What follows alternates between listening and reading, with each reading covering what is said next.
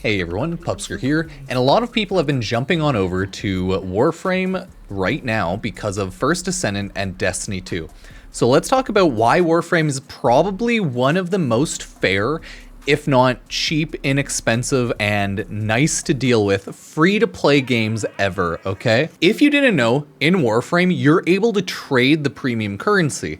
I don't think you're able to trade premium currency in a game like Destiny 2, or First Ascendant doesn't even have trading right now. So in Warframe, you already have a huge advantage compared to other games. You also can farm a ton of things very quickly in the game, through like less than an hour pretty quickly, if you like deem that as quick. Once you get farther on in the game, farms take longer and certain things get more annoying. But that's when, again, trading comes in, because you're able to trade a large portion of items in the game.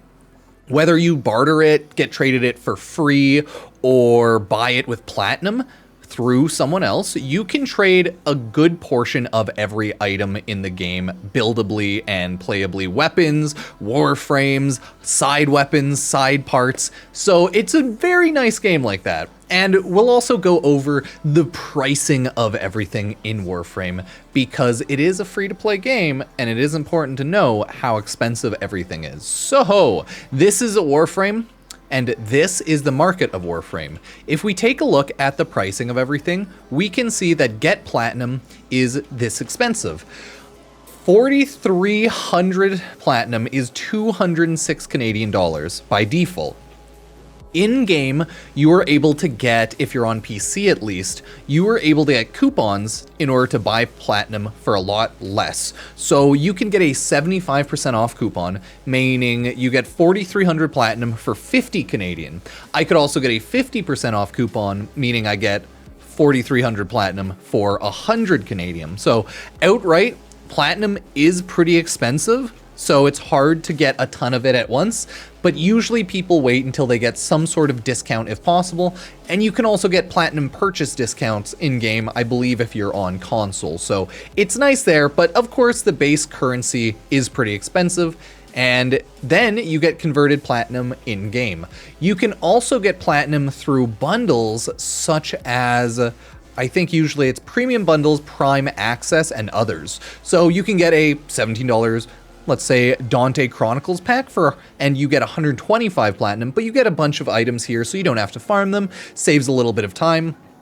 Ember Heirloom pack, which is a bunch of skin stuff, you get like 400 platinum out of that for 27 Canadian. So usually it's a little bit better if you want platinum, but more so want to get the items in a bundle to buy it through the bundle. I can get, and have gotten, the Protea Prime Access Complete Pack. This gets you 4,000 platinum, it gets you all of the Protea Prime parts and cosmetics, and you also get a 90-day affinity and resource booster. So, of course, it's very expensive, right? But it gets you a lot of side stuff and a lot of platinum, and saves you a bunch of time. So depending on what your goals are in a game, if you want to go fully free to play, yeah, you wouldn't really want to buy any of these. You just want to trade for items.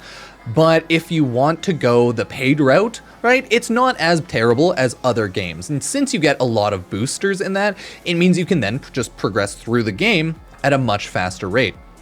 And it has a bunch of other packs, like you get 1,000 platinum in this one, and it's a $51 pack. So they try to keep the platinum amount you get consistent with the amount that you just buy dollar-wise, but since you also get side items, yeah, it saves you time. So it always depends what you're looking for. You have just the Protea Prime Access packs, only $82, and you get almost 3,000 platinum. You get 2,625 platinum. I know you might not be able to see because of my face cam, sorry about that, but that is what it is. So the value of platinum is there. You can buy just straight up cosmetics for either money outright, if it's 10-gen, or platinum. And you can buy pretty much everything in the game with money if you want.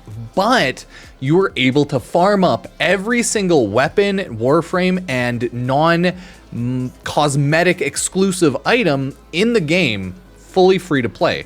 And that is already like wildly better than a game like First Ascendant and a game like Destiny 2, because right now First Ascendant doesn't have ways to get like character slots for free, Warframe does. Weapon slots for free, like inventory slots for free, Warframe does. You can't trade for stuff like Warframe does. And Destiny also has that problem where you can't get a lot of things for free, and Destiny is a paid game. So yeah, it gets pretty wild sometimes, and it can get pretty expensive. If we look at the general market of Warframe, again, you can buy everything relatively cheap if you're buying it one thing at a time. You can buy like a Necromech for 310 platinum, not worth it. Just finish like the Heart of Deimos quest. You can buy a singular Warframe that's like endgame Warframe, so it'll take you a lot of time to get to it if you're early mid-game, but you can buy the endgame Warframe for a small amount of platinum, and it's pretty equal to other Warframes. There are a lot cheaper Warframes if you are buying ones that are earlier on in the game, so it always depends, but oh god, you're able to buy everything in-game with straight-up money, pretty much. But the in-game market, thank you so much, Nosferatu Gaming, for the Twitch Prime sub. The market in-game also has things that just hide items without blueprint. That means every single item in here, you are able to purchase the blueprint of it and build it naturally in-game, without having to go out of your way, like wildly out of your way, to farm certain items. So all of these, relatively easy to build, relatively easy to make, and it shouldn't take a ton of time. You can get some Warframes pretty easily like that, but most Warframes will have a certain mission that you'll farm, or you can just, again, trade someone for it. They have a ton of other stuff, all the cosmetics, but primarily that's how Warframe will make its money. It's by selling you anything you can buy in-game or farm in-game, selling you boosts, and also being able to just buy a ton of cosmetics. Warframe also has a battle pass system. We can go to the market again later, but I want to talk about the battle pass right now. Warframe does have a battle pass. It's called Nightwave, and guess what? It's completely free to play. In this Nightwave, you get a Nightwave shop currency, you get a ton of cosmetics, you get an item, Orcan Catalyst, a couple of those, and it's essentially the equivalent to First Descendants energy activators, only for weapons though. And you can also get some Orcan reactors, which are energy activators, but for your Warframe. Usually. It always depends, and it looks like this one only had Orcan Catalyst, but you're able to buy Orcan Reactors and Catalysts with the Nora's Mix currency. It always depends. Either way, what I'm trying to say is you can very easily get a lot of the items that upgrade your characters and weapons very quickly, very free-to-play friendly, and somewhat easily compared to other games. You get weapon slots, and you can also still trade for platinum to just buy weapon slots, and in other games you can't, right? You get the Forma bundle for free, just casually playing through the Battle Pass. This is equivalent to the First Descendant. I think it is like catalyzers, like, I'm trying to remember what they're called, but either way, it's the kind of item that reduces cost of the mod by half if it matches that slot. So, you know, the catalyzation something, catalyst, definitely crystal. Yeah, crystallization catalyst. Yeah, I nailed it. Okay, I got it. Took a while. And then you get a bunch more skins. You get Warframe slots, equivalent to like character slots, Descendant slots for free. Ton of in-game items and power boosts. But then it's even nicer because once you're done the Battle Pass, you get a ton of Nora's Mix credits. In other games, you get like kind of bad endgame Battle Pass items once you're done the brunt of the Battle Pass, but in Warframe, you can get it where you can straight up buy a ton of in-game currency like Kuva. It's where you can get Netane Extract to build a ton of items. That's how you get that. You get Vauban, which is a Warframe. Ton of cosmetics, helmets, if you hate them, love them. Weapon skin, another one. A ton of different weapons as well to build, and most people will be able to just buy these outright and build them pretty quickly, right? And they're actually not that bad. Weapons in Warframe are pretty strong overall. You can get some mods, but more importantly, again, we'll go over, you can get the item very quickly, and a lot of them with this currency that doubles your character or doubles your weapon mod capacity. Pretty much energy activators, everybody. Oh god, sorry, I just accidentally swallowed a piece of ice. Please melt in my throat quickly. This is uncomfortable.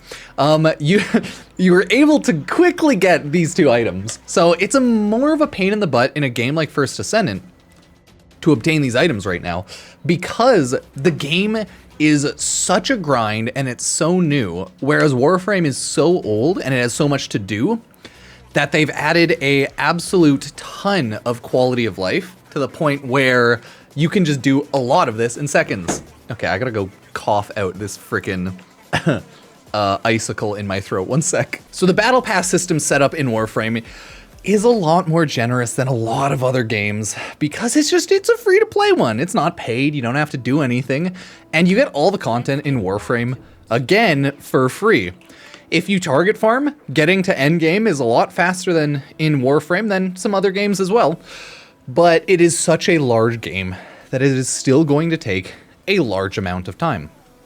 But truly what this game has over other games is the true amount of items that you can trade freely in your just straight up inventory. And you can trade what people consider to be the strongest items, and it's where the biggest market of just casual trading is, prime parts.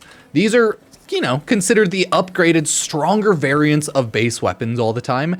And if anything has, beside its name, like any item has that symbol there, the 2 arrows going in a square, if you like look at the little preview in the top right, that means the item's tradable.